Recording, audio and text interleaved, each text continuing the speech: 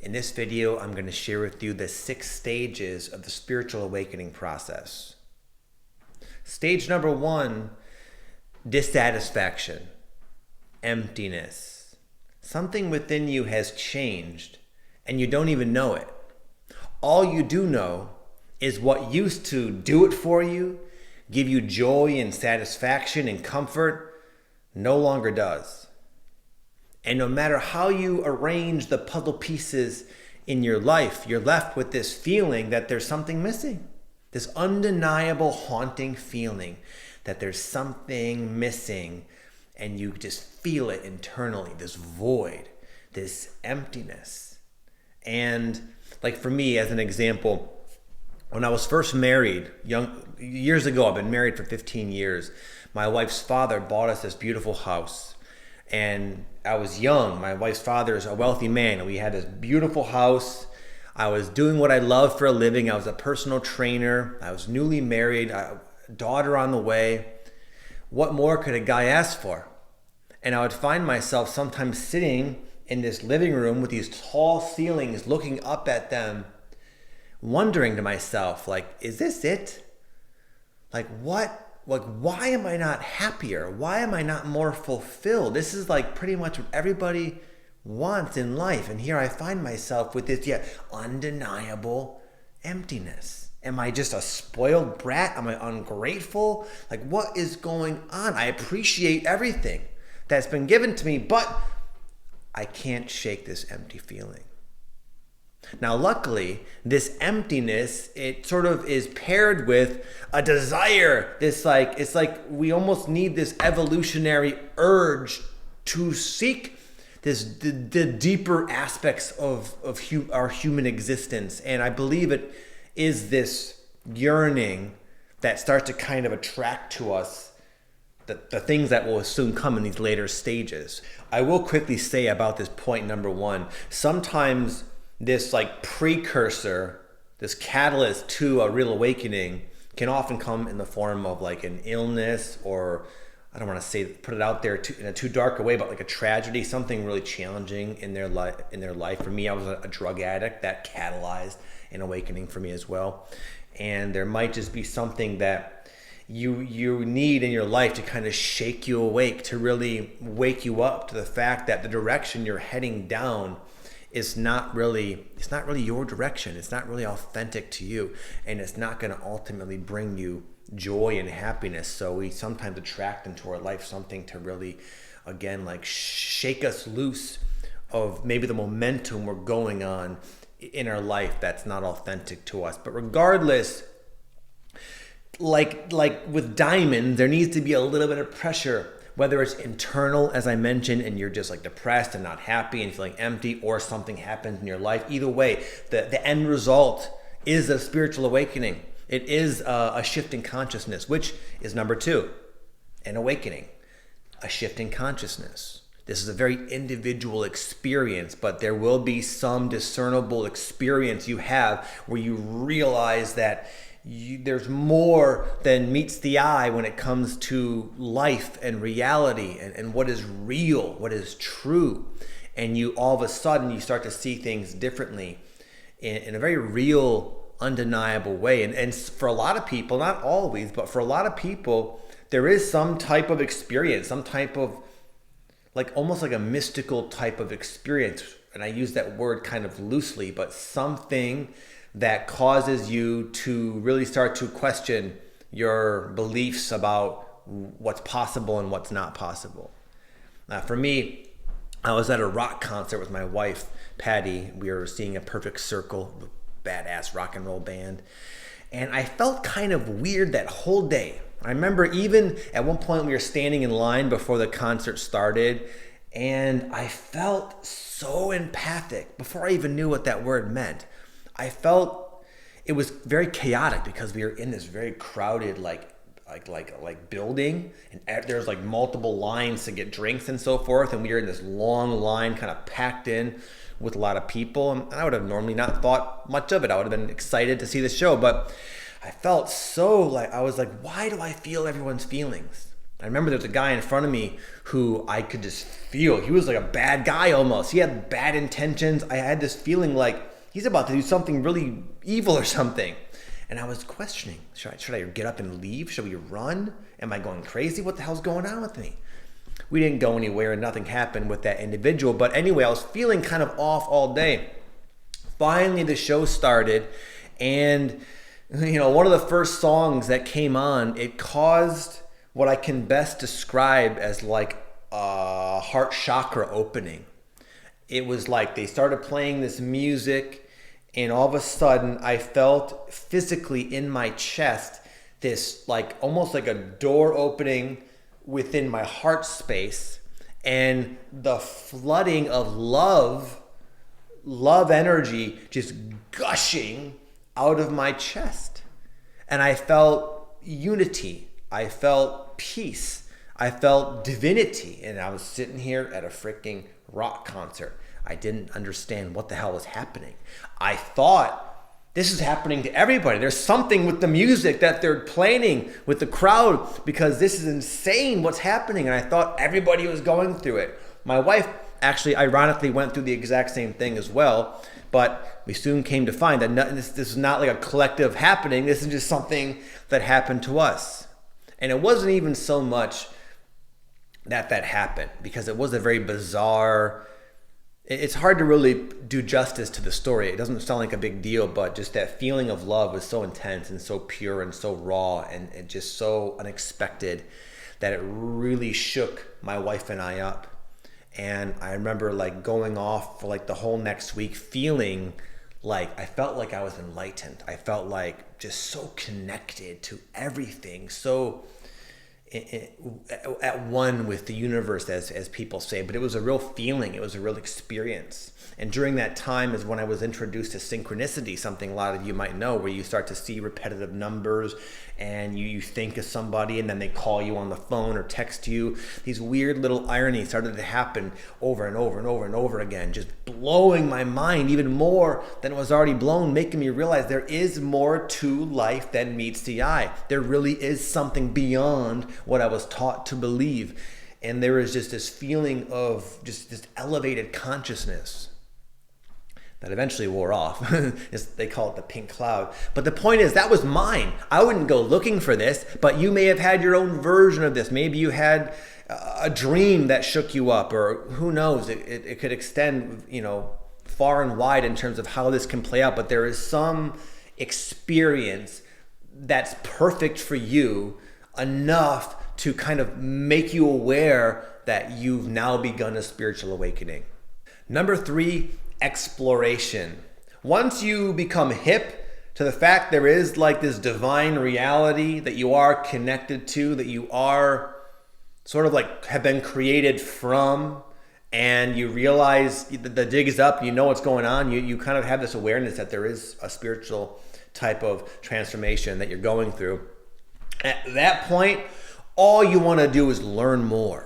So at this point, people spend hours on YouTube Googling and searching all the different, and binge watching different videos, attracting themselves to different like really cool spiritual mentor figures. Just kidding. But you start to attract information into your life, whether it's through YouTube or a book or Instagram or a course you're taking in college, whatever it is. All of a sudden, this mind-blowing information just starts falling into your life, and you can't get enough of it. All you want to do is just learn it all. You want to take it all in, because nothing is more important than this, right? How could I justify going and mowing the lawn and pulling weeds in my garden when there's a mass awakening taking place, when people with this potential of human transformation, it's on all of our plates. It's all you want to do is consume esoteric, metaphysical, spiritual type of content. And it becomes this fun, bizarre obsession. And you just can't think of anything else except learning more. And it's exciting, because it really is an exciting time. Because again, on one hand, you're kind of seeking it out. But on the other hand, you also are finding like the exact perfect information is coming to you in one way or the other. And just the synchronicity and the timing of that is mind-blowing. And what's even more mind-blowing is the fact that you're resonating with this information that maybe your past self would have thought was ridiculous or impossible or just bullshit or false or something. All of a sudden, you're reading these like really out there books and it's not feeling so out there. It's feeling more truthful than anything has ever felt in your entire life. And it's like, holy cow. Number 4, the dark night of the soul. Within time, this enthusiasm tends to diminish quite a bit. Also, whatever residual connectedness you felt and like elevation you felt from your initial awakening experience, that also gives way to this dark night of the soul, which is kind of like the exact opposite of everything you were experiencing prior. In the beginning of your awakening, you feel like you've made it. You feel like it's all gravy and things are fine. You're good. You're tapped in. You're loving life. And all of that, and even more goes away. And you're left with this. You're left with yourself, basically. You're left with all the unresolved issues that you've had lying maybe dormant out of your awareness in your psyche. And all of a sudden it starts coming up at once. These healing experiences and these healing crises, and also this usually will play out in your actual external life, where things start to seem anyway like they're going bad for you. Like maybe, for example, you're fired from your job, and then your boyfriend or girlfriend or whatever breaks up with you, and then your best friend betrays you. And then, you know, someone steals your tennis shoes. And you're like, what else could possibly go wrong? And all these problems, your life falling apart at the seams is happening and coinciding with this depression, this anxiety, this inability to manage your emotions. You're high, you're low, you're up, you're down, you're left, you're right. You're depressed, you're elevated. And you're just all over the place. Mostly down, though. Mostly not feeling very well. Mostly unable to dislodge yourself from your baggage, your unconsciousness, the skeletons in your emotional body. It's all of a sudden making themselves known, saying, hey, there's an issue here. Hey, this triggers you. Hey, you have a block when it comes to finances. You have a block when it comes to love. And all you want to do is just get rid of it and heal it and transcend it. But you can't. It just keeps coming no matter what you do. And your life is falling apart. What the hell is going on? Where did the magic and the divinity and the connectedness go? All you do is you find yourself in this dark night, plummeting deeper and deeper and deeper into this pit of your own unresolved stuff.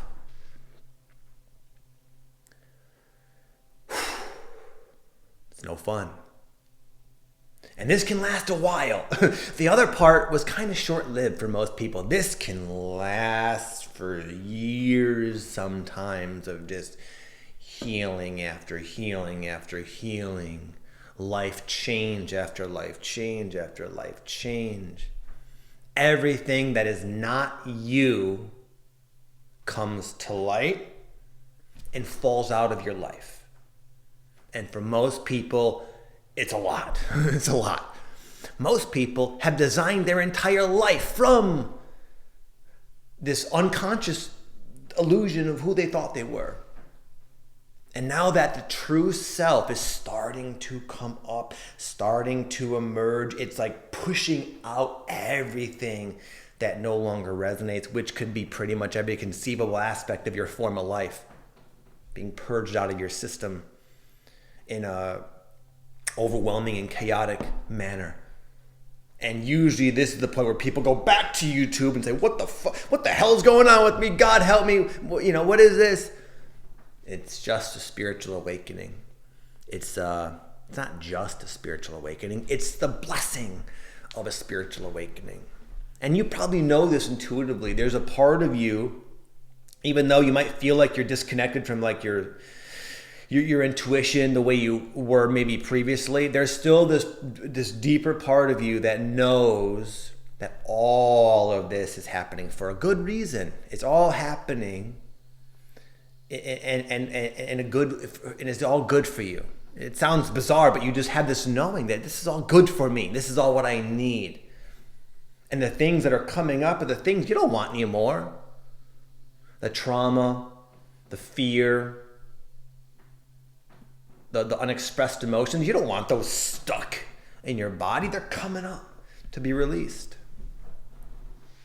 The phony friends, the career that you never liked to begin with, that you just settled for, the living situation, you didn't want any of that anyway. I know it sort of brings you a sense of normalcy and safety, and it is very scary when all of it just starts to go away at one time. But the degree in which you're letting go is the degree in which new stuff will start to come in and be created from the real you, from your true self, from your authentic self. And when you start to create life in that way, it's not going to need to just fall away the way all this other stuff has. You're building finally a solid foundation built upon the real you, which has now come online and now demands more of a presence, more of an influence in your life. And the first thing it says is, this has to go, this person, gone, boundary. This old feeling that's blocking you and causing you to self-sabotage yourself, it must be addressed, integrated, healed, released, moved on from, transcended. And there's basically this like divinely or biologically, I don't know, this like, there's an intelligence running the show that basically is showing you everything you need to see and everything you need to be aware of, so that you can make new changes, new choices, and build a new life founded upon the real you. And it's not easy. It's like a rite of passage. And there are many different flavors to this. There are many different manifestations of this. Sometimes these surfacing emotions can play out in the dramas of your life. Sometimes they can play out physically. Like I had one point where I was getting like rashes all the time, just constantly itchy and these miserable rashes. And I just felt like, oh, it's awful. Some people get extremely chronically fatigued and they can't sleep. And sometimes these emotions come up and they don't go away for a while. You're stuck with them. You're exploring them. You're wondering what the hell it is and how to get rid of it. And it can take a period of time before you finally release all of the many layers of that one knot of energy and that one unresolved issue. And that's, again, not to even mention all the different changes you're constantly going through in your life. And it's a whirlwind. And this is usually the point where people start to freak out and think there's something wrong with them, but it's not. No, there's nothing wrong with you. It's just you're going through a spiritual awakening and you're waking up to what's real and what's true for you and what's not. And this is like it's like what's happening is like the epitome of the phoenix rising. And what you're doing is you're kind of clearing the runway so you can rise again. And don't just trust what I'm saying. I would almost guarantee your own intuition will confirm every single thing I just said. You already know all this. Number 5, integration. So usually this previous sort of phase I mentioned can go on for quite some time. And it can get even more out there. I kind of just gave you the bone skinny. One more little part I'll say. Sometimes during this dark night, you also start to confront ancestral trauma. Things that happened to like your great-great-great-grandmother that she never knew how to deal with, that was passed on to her children, which eventually found its way in your body. And you're dealing with the grief or the fear, whatever unexpressed energy that's been trapped inside your ancestral lineage. You get to go through it. Also, sometimes, when relevant, people start to have like past life recollection and realize that there had been other timelines, other times, other incarnations that you've played out certain karmic experiences that you now, in this present moment today, in this lifetime of yours currently, you have an opportunity to make right, to heal, to understand. It's all about breaking cycles, so that you get to go forth with a clean slate more so, and able to again create life consciously. But all of what I just said, when it starts happening to you, it's quite unusual and it's quite bizarre, and you don't know, like you sometimes really question your sanity. Like, is this really happening? Is this actually freaking happening? Why doesn't anyone warn me about this?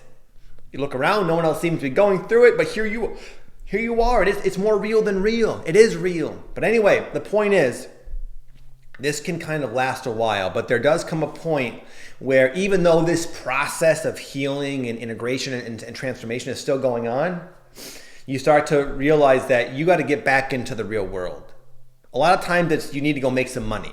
Your bills, you're living off savings for a while as you go through this sort of spiritual healing phase, but all of a sudden, rent's due. You got stuff to do. Usually also at this time, there's this sense that you like a yearning for and an awareness of like that it's time to find your life purpose. This is something that you'll know what it means when the time comes. You'll start to know that all of this can't be just happening randomly. By now you've seen there is a divine intelligence of some sort, or however you choose to label it, it's irrelevant, but there's something driving this train. And there's also this awareness that you have a role to play. You might not know what it is. You probably don't know what it is if you're at this point, but you really want to find it. You know that that's kind of the key to finding what you were looking for in the very beginning. Almost a cure to that emptiness. Through your purpose, you will find the satisfaction, the joy, the passion, the meaning, the deep meaning of life, why you're here, why all this has happened. It's all leading to your life purpose, but what is it? I don't know. I wish I did. Oh, God. And you're seeking it. And at the same time, you're feeling unready. You're like, I'm still not ready. I've still got all these issues that are continuing to come up at random and inconvenient times. And especially as you start getting closer and closer to finding your purpose, there's almost like a reintroduction of this beautiful dark night of the soul where it's like, oh my God, I thought I dealt with all of this. Why is it all coming back at the most inopportune time? I got to get out there in the world. I got to find my purpose. And it's kind of like another rite of passage in a way. But the name of the game, it's kind of what you don't want to do or hear, but it's time to go back into the normal world, basically, and live amongst the regular folks that have no idea who they are and what they are and won't understand what you've been going through. And you might feel isolated. You might feel like I'm going back into this like alien realm. But you need to, because you got to support yourself physically, financially. You need food, you need shelter, you need clothes. And in this current situation, the way to do that is getting a job for most people, working, earning money in some way, shape, or form. You're realizing the universe isn't going to just keep giving you what you need, even though it may have at some point. Now it's time that you've grown enough, you've matured enough, you've become empowered enough to where you're capable of doing this on your own. And it's the last thing you're going to want to do, but you might find that you just need to. And in doing so, you start to realize that you can do it in a cool way. You get to do it in your way. You get to start revisiting these things that you thought were out of your life permanently. And you're realizing you get to experience them, in a new way. And it's not so much what you're doing, it's your state of consciousness during. My friend Drew Canoli, he talked about one time that always has stuck with me. He said, it doesn't matter what you do, it's how you do it. And he gave the example of a window cleaner. Now I'm in America right now. Most people would look down at a window cleaner. What a lowly, job. I would feel ashamed to be a window cleaner, right? And Drew said, if you take pride in that task of cleaning windows and just think broadly of what it's doing, you are literally allowing people to see clearly outside of a window, which could be, right now I'm looking at beautiful trees and nature and things like that. And if you can take pride in anything you do. I can wash this desk and do it to the very best of my ability, giving it all my presence. And in doing so, you realize there is a deep satisfaction even in the mundane. And all this insane spiritual awakening stuff has led you to this sort of simple yet profound new way of interacting with life. And regardless if you don't like it, you might find you need to do it. And what you'll start to also learn is your presence is helpful to other people. It's not cool to go through all this elevation of your vibration just to keep it to yourself in the privacy of your own little apartment. You just going out there, you're like this antenna of energy. And some people actually may react negatively to it. That's a whole other story. That's also good though. But you came to almost turn on your light, but then you got to go out there with that light and show other people. Not by preaching to them and telling them what they need to do and what you think they need to do. It's more so you just being yourself. Cleaning that window with more presence than anybody, a lot of presence, and people will see, they will subconsciously kind of be attracted to you, some of them, and they will start to emulate your vibe in a way in their own life. And in doing so, you really start to turn on other people's lights, and that's how this beautiful thing works. But in order to do that, you got to get back out there. And I know you don't want to. I know you don't feel ready. I know you feel hypersensitive and you don't think you can handle it. You can, but it's time to kind of harden up and thicken your skin a little bit, because we came here to wake up and then to go back out in the world. And that leaves me to number 6, the final stage, service. In the beginning, you might find yourself going to some kind of regular job. Maybe for a lot of times you'll end up doing something you used to do, but again, and usually in a higher expression, maybe less hours, more money, cooler people, something like that. But even after that, there's something deeper, and that's when your purpose starts to emerge. And you might feel called to even move on from this cozy new situation of yours because there's something else you came to do. And this is where a lot of people get stuck, because that something else may be very different than anything you've ever done in the past. And you might feel very unprepared in a way. For example, I was a personal fitness trainer for about 10 years of my life. It was the only actual career I had. I had little jobs. Then I was a trainer for a long time. And then even though I became successful as a personal trainer and I had a gym that was running and making money and supporting my family, there was this knowing that this is the time of this chapter is ending, and it's going to give way to something else, something that's really exciting, something that felt very expansive, something that really felt connected to my life, my soul's mission, my purpose. But I didn't know what it was exactly. It was just this big unknown, and it scared me half to death. And then even when I became aware of what it kind of was, which is what I'm doing now, sharing on YouTube about this kind of stuff, it felt like, whoa, this is so different. I wish I would have known I would ultimately be doing this, because I could have been preparing my whole life. I don't feel prepared. But the reality is, I was prepared. And so are you for whatever your thing is, on a soul level.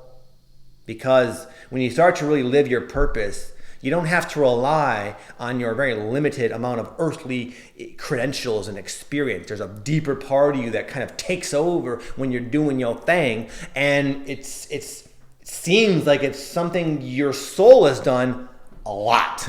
many lifetimes of practice and mastery. And all of a sudden, that part of you is kind of coming out. It might seem new in the context of this one life, but it ain't new. And it's something you can trust, something you came to do regardless if you want to or feel ready or not. It's what all this has been leading to, this service. And it's not a bad thing, even though it's scary in the beginning. It's going to be the most amazing, fulfilling thing you could even imagine. And I know there may have been even times you wished you weren't even here. Why am I here? I don't get along. I don't know I don't resonate with this world. When you find your purpose, you'll know exactly why you came, and you'll be very pleased at your choice to come here, because it's very fulfilling and very amazing and very beautiful. Also, around this time of finding your purpose, living your purpose, you also tend to attract new people into your life. Cool people, soulmate folks that you vibe with on a deep soul level. And this is very welcome because you may have been very lonely for quite some time. So when you start having these new people come into your life, it's so amazing. So you're finding your purpose. You're finally balancing out. You're still healing. You're still learning. We're always going to be a student, I believe anyway. I don't know if it ever ends. But you've gotten the hang of it. You learn how to manage it. And you're finding your purpose. And life is finally looking promising and exciting and filling you with joy and just like there's just so many possibilities, and you feel so connected and optimistic, and you got cool ass people filing into your life synchronistically out of left field, giving your life happiness a whole new dimension. And this is as far as I've come. Maybe there's more. I feel like the next stage is actual enlightenment. I'm not there yet, but I've gone through all these different stages, and I can tell you with confidence, they lead you to what I just said. Service, soulmate connections, happiness, groundedness, stability. All these things that you might feel will never come, I can guarantee you they will come if you just keep on the journey and keep following your own heart and intuition. That's all you have to do, by the way. There's nothing you have to take from this video. All you have to do is take action upon your soul's guidance, which will come to you in a very obvious, intuitive way.